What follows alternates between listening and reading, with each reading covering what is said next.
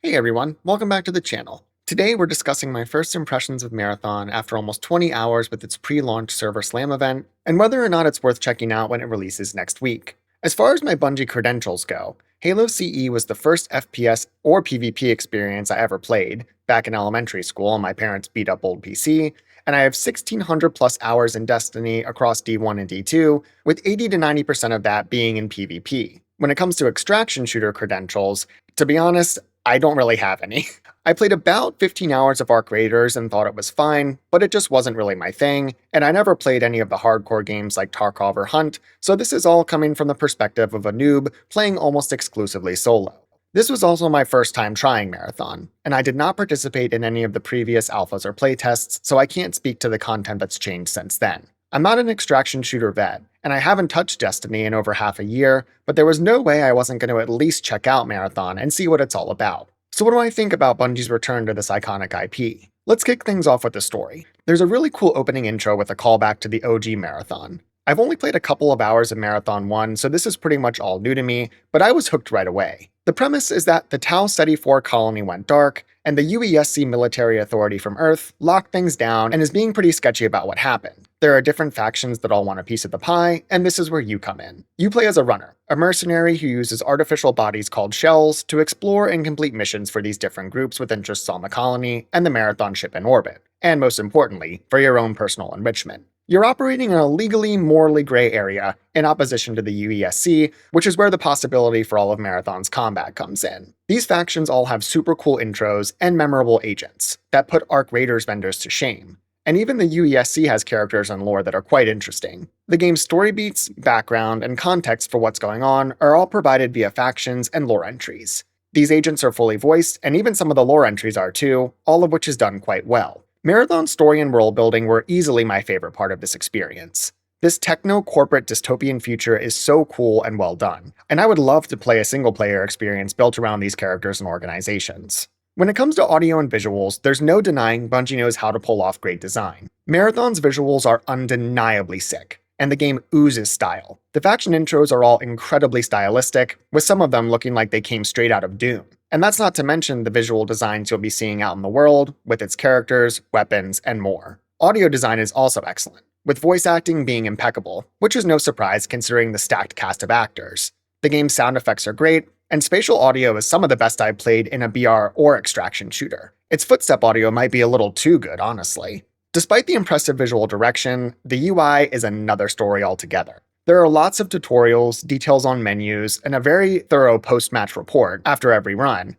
which might be helpful for noobs like me, but it definitely feels like information overload sometimes.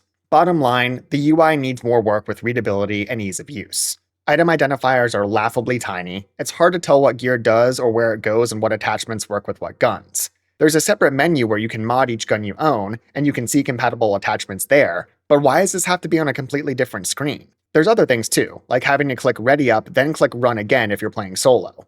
Why doesn't it just default to run only? It's not all bad though. There's a missing equipment pop-up before you head out on a run, which is good, and the game's radial menu for healing function well. Bungie said they've heard the feedback and will address it, but apparently people have been saying this in other playtests already and it still hasn't been fixed, which is not a good look. Another area that needs some improvement is performance. There's a solid settings menu on PC, so no complaints from me there. With the Ryzen 7 78X3D and NVIDIA 5080, I was sitting right above 100 FPS with all settings maxed and DLSS on balanced or performance, and I'm sure I could have gotten more frames by turning some settings down, but I would really like to see it running better, and this was a common complaint across the board.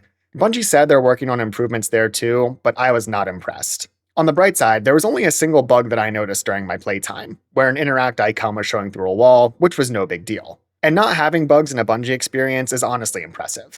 When it comes to gameplay, when you start your first run, you're dropped into an intro tutorial to teach you the basics right away, like looting, healing, combat, and exfil. One of the core gameplay systems of Marathon are its shells, or classes, which are catered to particular playstyles like tanking, stealthing, or healing. And they all feature tons of different abilities, like a deployable arm shield, invisibility, increased weapon handling, a healing drone, revealing scans, and more. There's also Rook, which is a disposable shell that enters in-progress runs solo with a limited loadout and is basically meant to just be a loot goblin trying to scoop up as much as you can and then get the f*** out. I tried every shell at least a couple of times, but gravitated towards Recon, which can scan to reveal enemies, and the Invisibility Guy, which tells you all you need to know about the meta. Some balancing definitely feels needed. The shell with invisibility also has a smoke grenade that's super useful, especially for extracting. You can basically just throw it on the ground and crouch for 10 seconds, and you can definitely see the Hunter inspiration from Destiny here. Also, as you might have noticed, I can't remember most of the actual names of these shells, which is not a good sign. When it comes to gear and resources, there's clear Destiny influences here as well.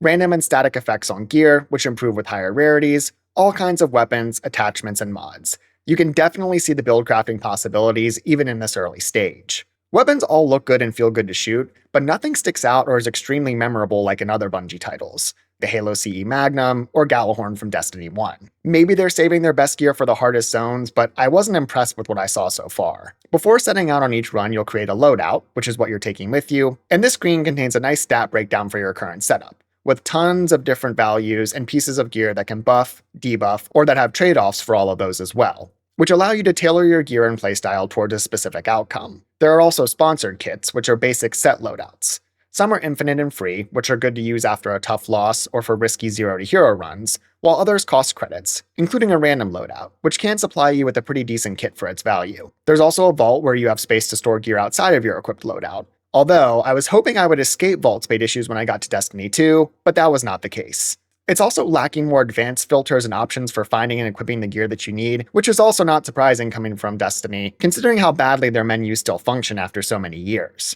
There are plenty of cosmetics to unlock as well, including some pretty cool ones so far. Nothing that stands out as completely unforgettable, but there are fun and unique designs for weapon skins, character skins, stickers, your profile, and more. When it comes to the act of acquiring gear, this is another area where the game needs some improvement. It's hard to tell what you're picking up a lot of the time, and I found myself just grabbing whatever I saw at first and then sorting through it later to find what I actually needed, which also isn't easy because of the UI, specifically around item types, descriptions, and compatibility, and all of this is less than ideal when you're skulking around dangerous areas and trying to avoid enemies. Not being able to find enough meds and ammo is absolute bullshit.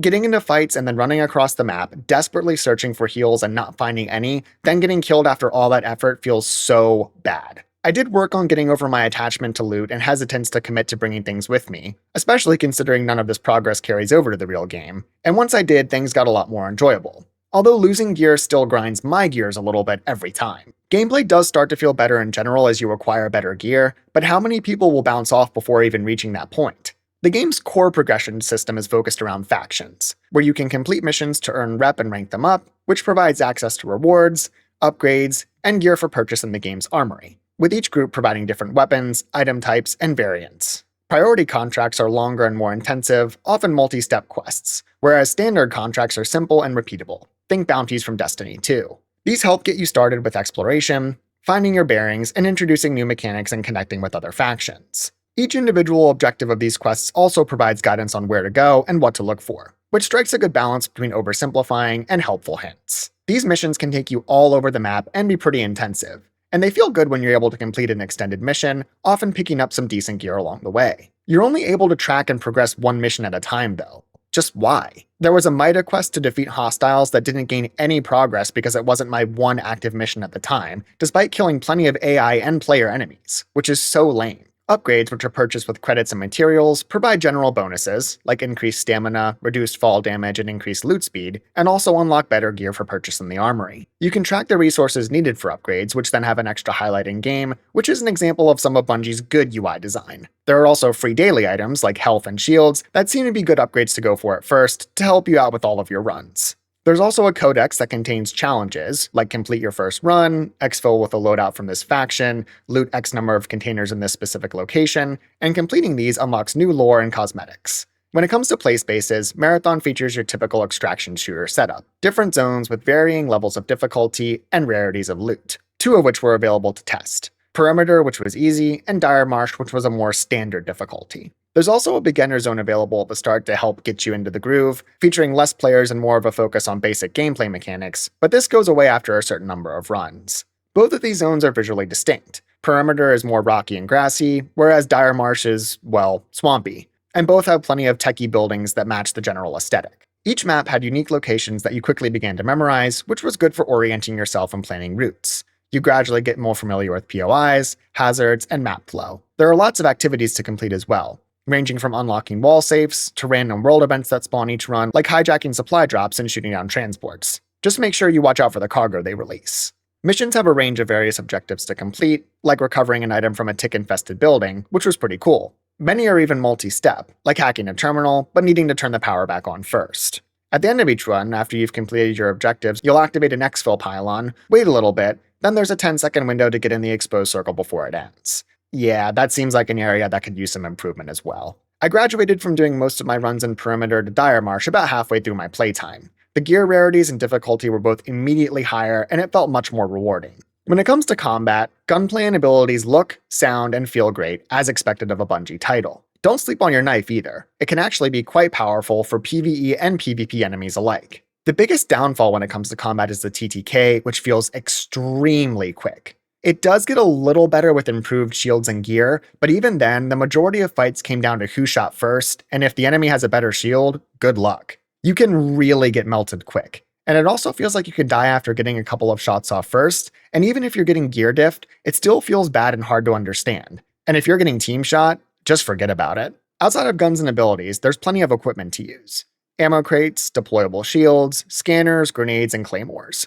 Survivability comes down to your shields and health, each of which has their own type of healing item. There are also different types of shields, more bars versus a thicker bar that's more resistant to damage, for example, and cures for different status debuffs like toxins and hacks. When you take enough damage, you'll get downed first, and then can be fully taken out with weapons or finishers, which siphon or steal health and shields. You can be revived by teammates, or self-revive with the appropriate item, and you can also be brought back from the dead by teammates, which can lead to some awesome hero moments. The game's stamina mechanic is called Heat, which does have an interesting spin where rainy weather or running through water can extend its build-up, and crouching helps you cool down faster, but this does feel restrictive. Apparently it gets better as you unlock more faction upgrades, but it feels rough to start. Movement also doesn't feel great, and is like a worse version of Destiny. I'm sure this is intentional design where Bungie doesn't want everyone zooming around the map, but it still doesn't feel good, and reloading in particular feels abysmally slow. Oh, and fall damage hurts like a bitch too. Another positive was that I never seemed to encounter any cheaters, but honestly, it's hard to tell with how quick the TTK is, so I can't give you a definitive answer on that. For PvE in particular,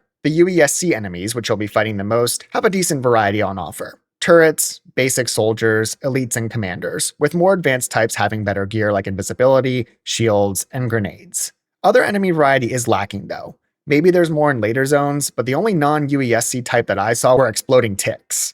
Even without more variety, these UESC enemies f*** you up. Bungie wasn't kidding in their marketing. I died to them on my second run when I realized I was treating them like Destiny 2 enemies. Jumping around, reloading in the open, thinking I didn't have anything to worry about, but this is not the case in Marathon. And fighting UESC with lower tier gear often feels like pure desperation. Shooting these enemies feels good, and they put up a good challenge, but it can't feel bad to fight them. It's one thing to present that challenge, but draining all of your ammo, heals, and abilities until you're basically helpless and still haven't gotten past them without dropping a crumb of ammo or a single heal just doesn't feel good. When it comes to PvP, the frequency seems really inconsistent. Some runs I'll bump into somebody in 2 minutes, others I won't see a single soul in 20. You do have to be careful about choosing when to engage players, especially with how deadly the UESC is, because you might end up screwing everyone in the process. Right now, player versus player seems dominated by just a few classes. Squad play is more dynamic, with opportunities for blended teams to shine, but 90% of solo players were using invis, scanner, or agility only. And dying to invis, especially in an extraction shooter, just feels rough. And I don't know about its inclusion, to be honest. There's also a heavy emphasis on team play, despite the inclusion of solos. Still, I honestly can't believe Bungie was about to launch without prox chat and solos at all, but at least they wised up before launch. My first play session was 3 hours, all solos, and I didn't hear a single peep on voice comms. I was kind of surprised considering how prevalent it was in ARC raiders, but I think that speaks to the divide in target audiences. My first prox chat finally happened after I downed a runner, sorry dude, and my first friendly comms came even later, and it was a guy asking to see if prox chat was working because it was actually bugged. I did try helping a player once with some PvE enemies and was immediately killed for it. So I decided, never again, because this isn't ARC raiders, and I assumed everyone is just out to get me. The solo experience pretty much comes down to who shoots first, which feels great when it's you and awful when it isn't. Solo matchmaking times also got progressively longer as the test went on, which is not a great sign. Team play, on the other hand, comes down to one of two things. Are you playing with a pre-made squad? And if not, how are your randoms? Good randoms means fun, bad randoms means you might as well just play solo. Most players were using mics in the squad playlist at least, which is pretty much a requirement if you want any form of coherent teamwork. And squad filling, even with subpar teammates, can be hugely beneficial for completing missions. Just having 2 extra bodies is a huge benefit when fighting the UESC, and being able to see what mission each player is currently tracking is one of the few good UI design choices. Squad versus squad combat is also where Marathon really shines. I had one match where my team of randoms were all calming, using different runner shells that were synergizing, and we won a great team fight and got some solid loot before extracting, and it's pretty clear that's the vision Bungie has for this game. Despite that, teamfights can still happen really quickly, again making it hard to know exactly what's going on, win or lose. If you have a pre-made squad that's down to grind, you'll probably have a good time, but if you're playing solo or matchmaking teammates, it's going to be a drastically different experience. When it comes to meta progression, you have a runner level, where new ranks grant you Silk, which is used for unlocking season pass items, I think, and other rewards like credits. Bungie had a level cap of 30 during the server slam, but that seemed like a tall task to ask, considering the rate of progress. For context, I reached level 11 after 16 hours of gameplay.